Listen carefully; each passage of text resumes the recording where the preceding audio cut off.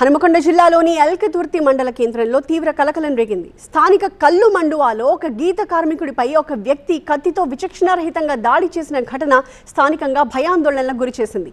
ఈ దాడిలో విజయ్ కళ్యాణ్కి తీవ్ర గాయాలయ్యాయి. ఆసుపత్రికి తరలించినా అతని ప్రాణాలు దక్కలేదు. అయితే ఈ దాడికి వివాహేతర సంబంధమే కారణమని చెప్తున్నారు. నెల రోజుల క్రితమే తన భార్యతో చనువుగా ఉండడాన్ని గమనించిన అఖిల్ పద్ధతి మార్చుకోవాలి అని చెప్పి హెచ్చరించాడు. కానీ విజయ్ కళ్యాణ్ తన ప్రవర్తన మార్చుకోకపోగా మరింత బరితెగించాడు. దీంతో సహనం కోల్పోయిన అఖిల్ పక్కా పథకం ప్రకారం మర్డర్ స్కెచ్ వేశాడు. తాను నిత్యం కళ్ళు సేకరించే మండువాలోనే కసి తీరా అతన్ని పొడిచి చంపేశాడు. అయితే విజయ్ కళ్యాణ్ ప్రవర్తనపై స్థానికులు రకరకాలుగా చెప్తూ ఉన్నారు. అఖిల్ అతనికి చెప్పి విసిగిపోయి దారుణాన్ని కొడిగట్టాడని గ్రామస్తులు అంటున్నారు.